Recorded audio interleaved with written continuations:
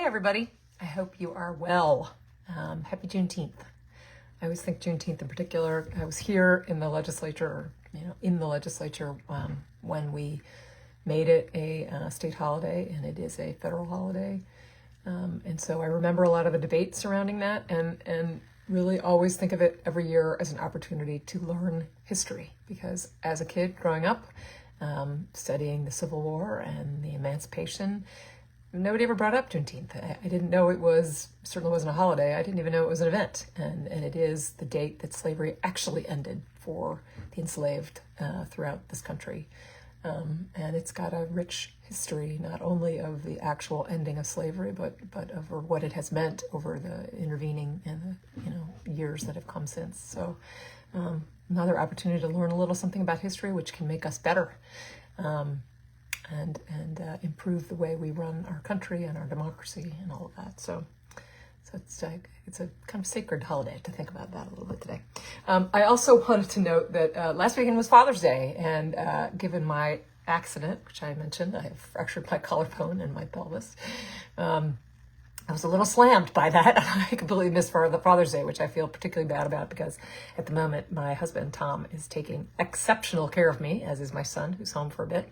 And so my son and his sisters we got to honor Tom a little bit this weekend, and I hope you had the chance to do that too, and honor all the people in your lives who've been advisors and helpers to you over the course of your life. There are many of them. Today I thought I'd highlight, as I catch up on legislation, I'm given my distraction with crutches and a sling and a wheelchair, various pieces of legislation that we passed. And so today I thought I'd focus on some agricultural pieces that I'm particularly proud of because most of them came through my committee and ended up in the budget. So a few things I just wanted to note that we did for farmers this year. One is to pass a farm investment tax credit, which creates a refundable business tax credit for farmers' investments in eligible machinery, equipment, and buildings.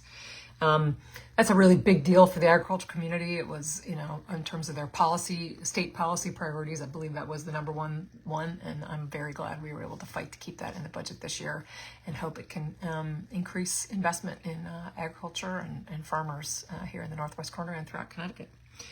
We also increased funding to the Community Investment Act. So that's an act actually my predecessor, Roberta Willis, had a big hand in creating in the first place, and it uses a fee for recording land records to fund a number of things, including milk producers, open space, farmland preservation, historic preservation, affordable housing, and agricultural promotion. Does a lot of really important work throughout the state of Connecticut. I know it's very important to the agricultural community, and we have not changed the funding stream for that since its inception several decades ago, and we were able to increase the funding by about 25%. So in most cases, the bill will increase the annual amount distributed to those recipients by 25% this year. So that was a really big deal. And then we also passed a farm machinery property tax exemption. So currently the farm machinery is exempt from property tax at $100,000. That's the value of the first $100,000 in value is exempt from property tax. That's a very old number, as you can imagine. Anyone involved in farming will tell you that $100,000 is a pretty low number for serious farm equipment.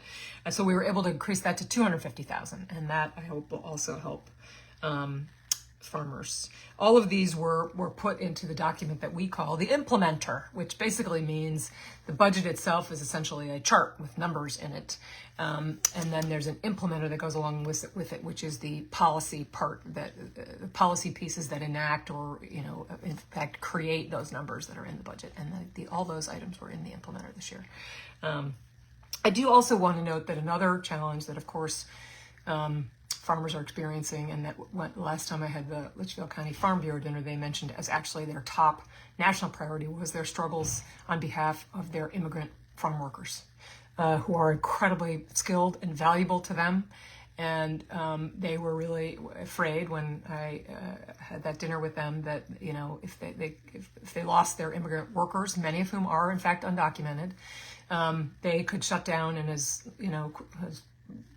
3 days, in 7 days. They were really dependent on them, and they were really worried. And I know they've done a lot of lobbying at the national level. And last week there was, of course, an announcement that the federal administration was going to back off and not go after farm workers and hospitality workers, which great. I'm happy that they were able to make that announcement. I do worry about, that farm worker whose wife cleans houses in the neighborhood, whose son is an honor student at the local school. So I worry about making exceptions for certain groups, but certainly the farmers did a good job lobbying for that. Of course, that's since been reversed. So I know that our farms are really worried about that. And we will continue to keep an eye on that. And I know they will continue to advocate using everything they have at the national level to draw attention to this issue, which is important to agriculture, to our economy, to our humanity. So I thank them for their advocacy there. So I think we were able to have a pretty good year with respect to agriculture, and I'm very proud of that. And we had a lot of great people who are farmers in the Northwest corner and throughout Connecticut. So I'm proud about that. Then I just wanted to thank everybody who has reached out and sent healing wishes of various kinds to me as I try to be patient and recover from my injuries. It was good to see a lot of you out last weekend at the No Kings event in Salisbury. That was the only one I was able to get to. There were at least 500 people at that one. Millions of people nationwide, of course, came out of all, political stripes.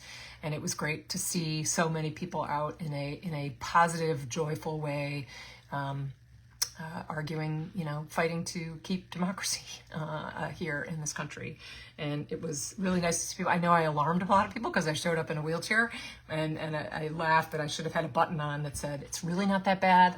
I'm really fine. It's just temporary." And it's the only way for me to get here. But I really am grateful to all of you who have expressed those good wishes in so many ways. It really is a real balm. But I also did want to note, of course, during that event, the news broke about the shootings in Minnesota, the assassination of a lawmaker and her husband in Minnesota, and the attempted assassination of another Democratic lawmaker and his wife. From various national organizations that I participate in and task forces, I know several lawmakers in Minnesota and have been in touch with them since that. It is harrowing, unbelievably tragic, scary, all of the above.